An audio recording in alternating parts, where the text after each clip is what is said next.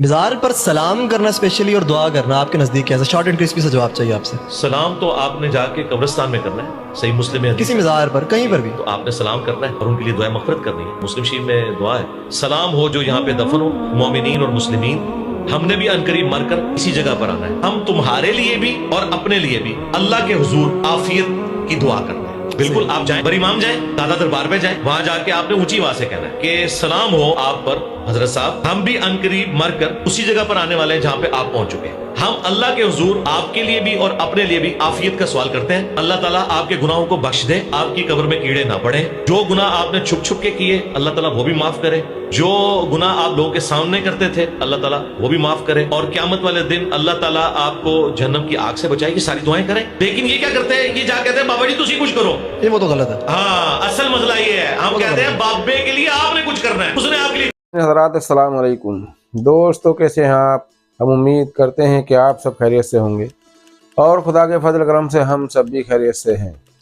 تو دوستو، جیسا کہ ہمارا موقف ہے اہل بیت کی شان بیان کرنا، فضائل اہل بیت تمام لوگوں تک پہنچانا، تو دوستو اہل بیت کیا ہے؟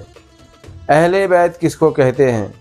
اہل بیت وہ ہیں جو نبی اکرم صلی اللہ علیہ وآلہ وسلم کے ساتھ مل کر 5 پنجتن یعنی پنجتن پاک کو کہا گیا ہے اہل البیت، اور نبی اکرم صلی اللہ علیہ وسلم جن کو مباہلے میں لے کر گئے تھے، یعنی جھوٹوں پر اللہ کی لعنت کرنے کے لیے لے کر گئے تھے۔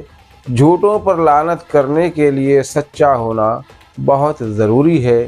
تو دوستو، امت میں اور بھی اصحاب تھے اور بہت لوگ تھے، بہت مسلمان مومنین تھے، مگر نبی اکرم صلی اللہ علیہ وآلہ وسلم انہی 4 ہستیوں کو کیوں لے کر گئے؟ اس کا مطلب صاف یہ ہے کہ ان سے سچا اس روئے زمین پر کوئی اور شخص نہیں تھا۔ یعنی صحابہ اپنی جگہ ہیں مگر اہل البیت اپنی جگہ ہے۔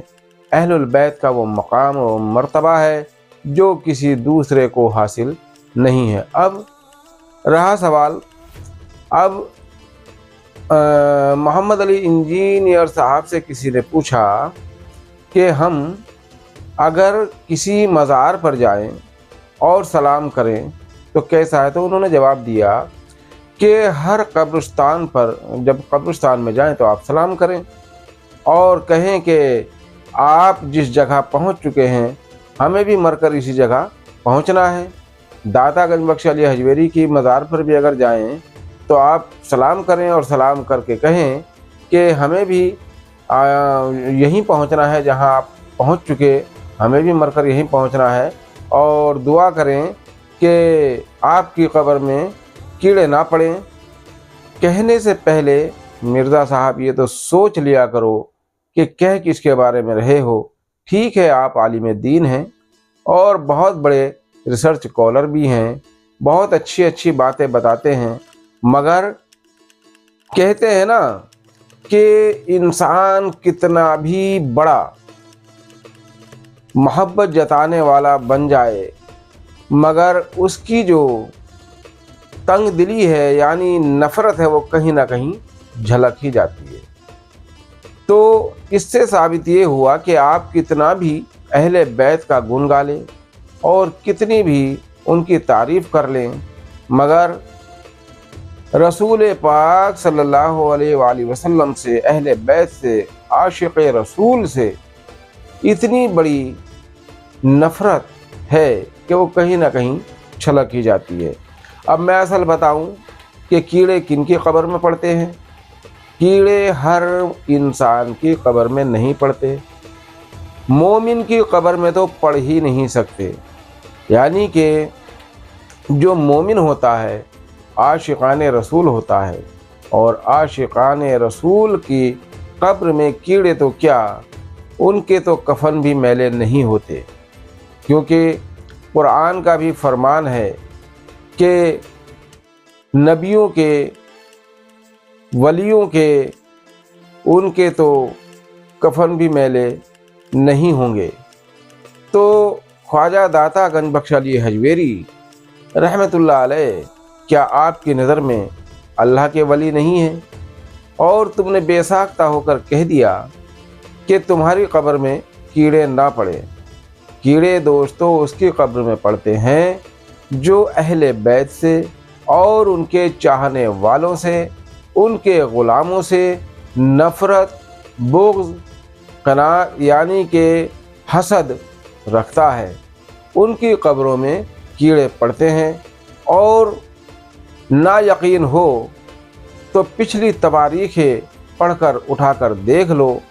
जब मुख्तार अल-सक्फ़ी ने दुश्मनाने अहले बैत से यानी दुश्मनाने हुसैन से बदला लिया था तो जिंदों को तो उसने सज़ा दी ही दी, मगर जो मर चुके थे उनके बावजदाद उनकी कब्रें जब उसने उधड़वाई थी और निकाले थे उनकी लाशें, तो उनकी कब्रों में क्या क्या मिला था। आज जिनको तुम सहाबियों का दर्जा देते हो उनकी तवारीखें तो पढ़ो कि उनका हशर क्या हुआ।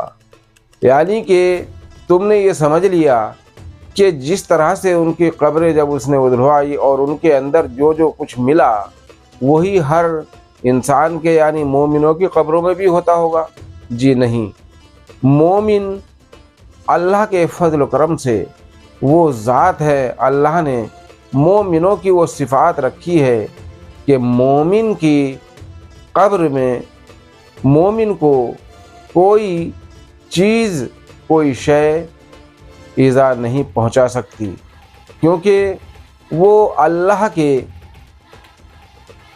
इश्क में, रसूल अकरम सल्लल्लाहु अलैहि वसल्लम के इश्क में फ़ना हो चुके होते हैं।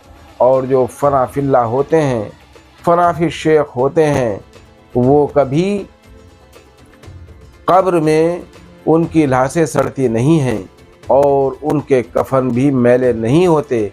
उनके जिस्म क़यामत तक सलामत मिलेंगे।